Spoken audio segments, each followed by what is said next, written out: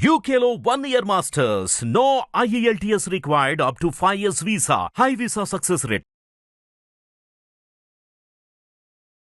అమ్మవారి 7వ అవతారం కాళికాదేవి కాలరాత్రి. కాలరాత్రి. సో ఏ విధంగా ఉంటుంది ఆ అవతారం యొక్క విశిష్టత, అలాగే అసలు ఆ అవతారం ఉద్భవించడానికి గల కారణాలు ఏమిటి, తర్వాత ఆ రోజు ఏ రంగుతో అలాగే ఎలాంటి నైవేద్యాలు పెట్టుకుంటే మంచిది చెప్పండి. తప్పక. Kalaratri again very very interesting story అన్నమాట. మనం మాట్లాడుకుంటున్నాం ఎప్పుడు అంటే మహిషాసుర మర్దన అవుతోంది అంటే ఇంకా అవ్వలేదు, మనం 10వ రోజు వరకు మనకి రాలేదు కనుక ఈ అవతారాల గురించి మాట్లాడుకుంటున్నాం. ఇంకొక అవతారం పార్వతీదేవి, ఇంకొక అవతారం కాళరాత్రి. కాళరాత్రి ఎందుకు అసలు ఆ అవతారం వచ్చింది అంటే ఫస్ట్ మనకి శుంభ నిశుంభ అనే ఇద్దరు రాక్షసులు మహిషాసులతో పాటే ఉండేవాళ్ళు అనమాట. వాళ్ళు దేవలోకంకి వెళ్ళి అన్ని నాశనం చేయడం మొదలెట్టినప్పుడు ఇంద్రుడు వచ్చి పార్వతీదేవిని వేడుకున్నప్పుడు కాళరాత్రి అంటే మోస్ట్ ఫియర్సెస్ట్ ఫామ్ అంటే ఏంటి అంత ఉగ్రం అనమాట.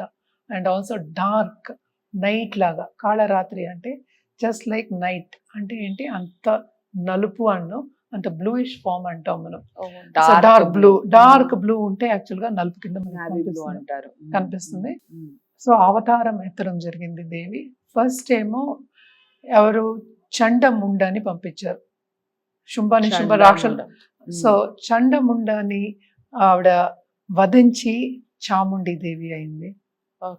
అలాగే ఇంకొకటి ఏంటంటే మోస్ట్ ఇంపార్టెంట్ ఇంట్లో ఏంటంటే అందరూ ఈ ఫైట్ లో అందరూ లేడీస్ అంటే ఏంటంటే అందరూ ఆడవాళ్ళు ఫైట్ చేశారు. యక్షనీస్ మోహినీస్ వీళ్ళందరూ ఫైట్ చేశారు అనమాట. ఫైట్ చేస్తున్నప్పుడు వీళ్ళందరూ హెల్ప్ చేస్తారు దుర్గాదేవికి, అలాగే కాళీదేవి కూడా హెల్ప్ చేశారు. సో ఇంకోటి మోస్ట్ ఇంపార్టెంట్ ఏంటంటే రక్త బీజ అనే ఒక రాక్షసుడు ఉండేవాడు అనమాట.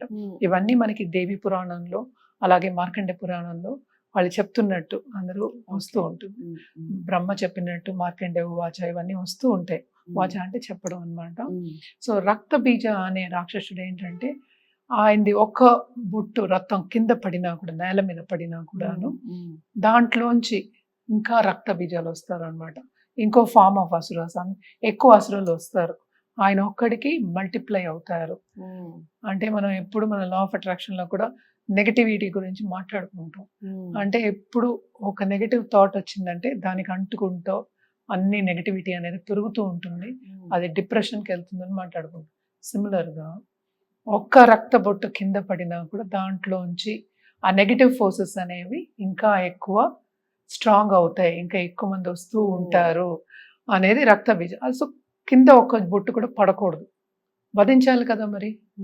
మనమేమో జయం చేకూర్చుకోవాలి కదా మనకి.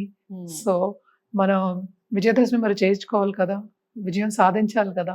సో ఒక్క రక్తబొట్టు కూడా కింద పడకుండా అమ్మవారు అలా పడకూడదు. బట్ అందరు అమ్మవారికి ఆ శక్తి ఉండదు కదా. సో కాళరాత్రి కాళికాదేవి. సో ఆయన ఇప్పుడు మనం ఒక చిన్న మనం ఇది ఫైట్ చేసేది కూడా స్పియర్స్ తో వాటితో అంటే స్వర్డ్స్ ఇవన్నీ ఏంటంటే కత్తులు కటార్లు అంటాం మనం.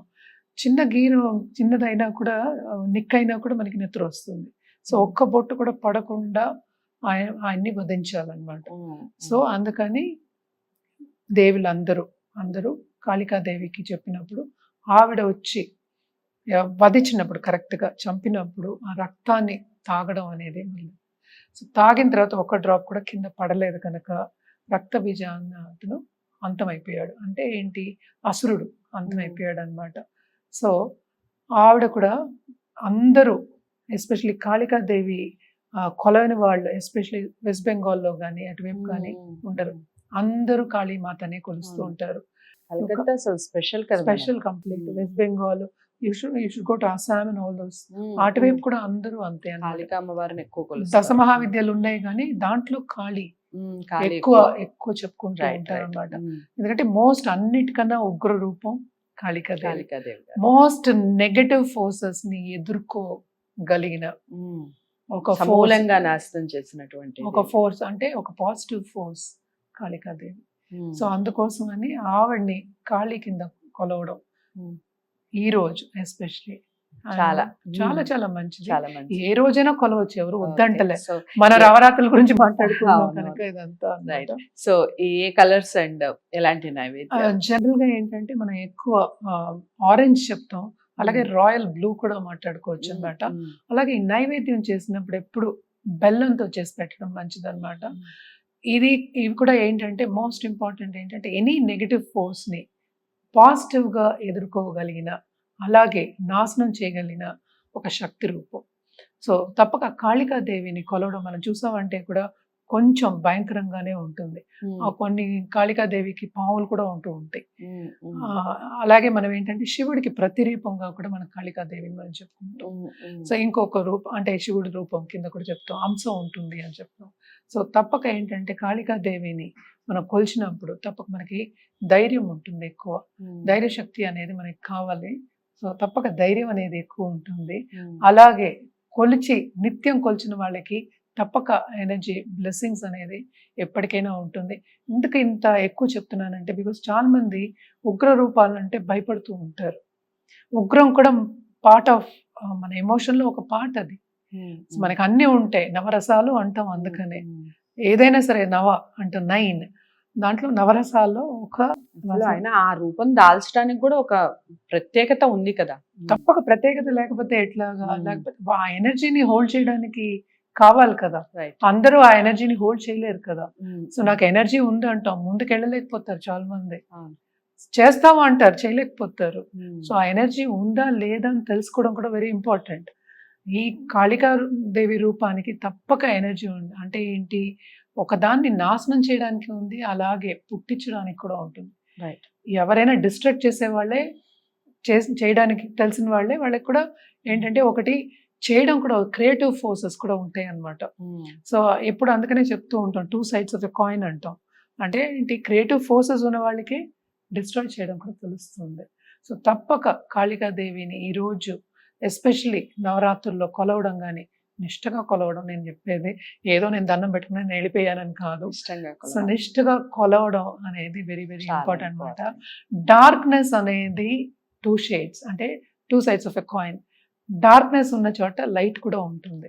సో డార్క్నెస్ అని వదిలేయకుండా మనం ముందుకెళ్తూ ఉంటే తప్పక లైట్ అనేది తప్పక కనిపిస్తుంది. సో రెండు మనకి కావాలి కనుక, లైఫ్ లో రెండు కావాలి కనుక, ఎప్పటికైనా ఇబ్బందులు వచ్చాయి, ఎదుర్కొనేవాడు మనకి ఎదురున్నవాడు చాలా స్ట్రాంగ్ అనుకోకుండాను ఎదిరించినప్పుడు తప్పక విజయం సాధించు. రైట్. సో అదండి విషయం. చాలా అంటే చాలా చక్కగా చెప్పారు మేడం. ముఖ్యంగా ధైర్యం అనేది చాలా ఇంపార్టెంట్, ప్రతి విషయంలోనూ ఇంపార్టెంటే ధైర్యం. ధైర్య సాహసే లక్ష్మి అని కూడా అంటారు కదా. సో అలాంటి ధైర్యం మనందరిలో నిండాలి. ముఖ్యంగా ఏ బాధ వెనకాలైనా, ఏ కష్టం వెనకాలైనా ఖచ్చితంగా సుఖం ఉంటుంది. దానికి ప్రతిరూపమే ఈ కాళికా అమ్మవారు. కాళికా అమ్మవారి అవతారం యొక్క విశిష్టత తెలుసుకున్నాం. వీడియోని అందరికీ షేర్ చేయండి, లైక్ చేసి ఛానల్ని సబ్స్క్రైబ్ చేసుకోండి. జాతకాలకు సంబంధించి లేదా లైఫ్లో ఎలాంటి ప్రాబ్లమ్స్ ఉన్నా లైఫ్ కోచ్ని మీరు కలవాలి అనుకుంటే స్క్రీన్ మీద కనపడే నెంబర్కి కాల్ చేయండి. డాక్టర్ ఆర్బి సుధ గారు మీకు అందుబాటులోకి వచ్చి మీకు అపాయింట్మెంట్ ఇచ్చి మీకు ఎలాంటి ప్రాబ్లమ్స్ ఉన్నా తప్పకుండా దానికి ఒక సొల్యూషన్ చెప్పడం జరుగుతుంది. తదుపరి వీడియోతో మళ్ళీ కలుస్తాను. నమస్తే.